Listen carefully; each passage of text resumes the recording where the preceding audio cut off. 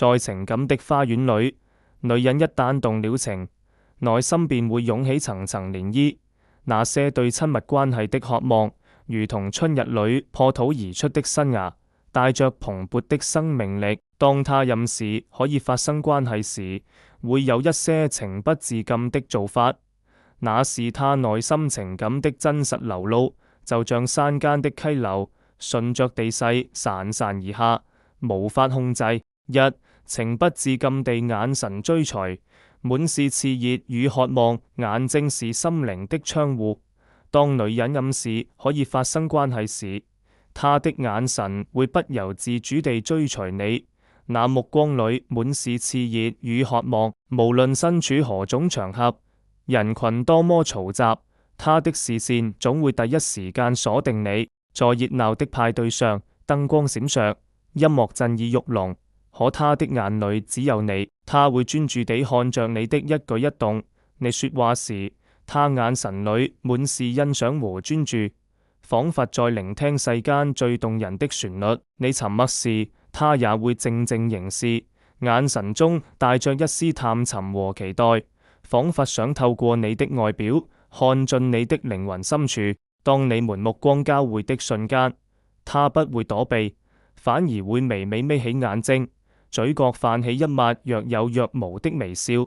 那笑容裏藏着無盡的曖昧和誘惑。她的眼神像是一團火，想要把你融化，讓你感受到她內心深處的熱情。這種情不自禁的眼神追隨，是她無法控制的情感表達。她用眼神在向你訴說着她的渴望，期待你能讀懂她的心意，和她一起開啟一段更親密的旅程。二、情不自禁地身體貼近，渴望肌膚相親。身體是最誠實的語言。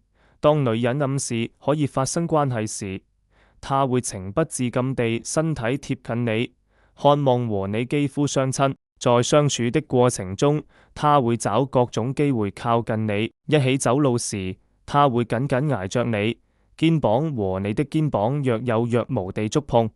那輕微的摩擦，仿佛是她內心渴望的電流在傳遞。她會故意放慢腳步，讓你和她並肩而行，享受着這種親密的接觸。當你們坐下聊天時，她會不自覺地往你身邊挪動，直到身體幾乎和你貼在一起。她還會用一些小動作來增加身體接觸的機會，比如輕輕碰一下你的手臂，或者把頭靠在你的肩膀上。她的身體微微顫抖，那是內心激動的表現。她渴望和你更親近，渴望感受到你的體溫和氣息。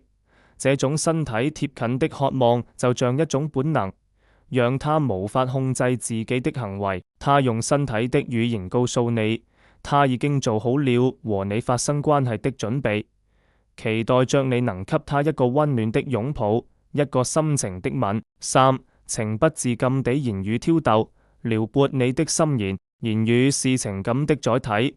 當女人暗示可以發生關係時，她會情不自禁地言語挑逗你，撩撥你的心弦。她會用溫柔而曖昧的語氣和你說話，每一句話都像是一根羽毛，輕輕拂過你的心間。她會誇讚你的外貌、才華和魅力，讓你感受到她對你的欣賞和愛慕。她還會說一些帶有暗示性的話語，比如我好想和你一起度過一個浪漫的夜晚，或者和你在一起，我感覺好溫暖，好想一直這樣下去。她的言語裏充滿了誘惑和挑逗，讓你忍不住心猿意馬。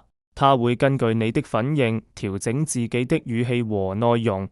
當你表現出興趣時，她會更加大膽地表達自己的情感。當你有些猶豫時，她又會用一些溫柔的話語來安撫你，讓你放下防備。這種情不自禁的言語挑逗，是她內心渴望的外在表現。她用言語在向你發出邀請，期待你能回應她的感情，和她一起走進一段親密的關係。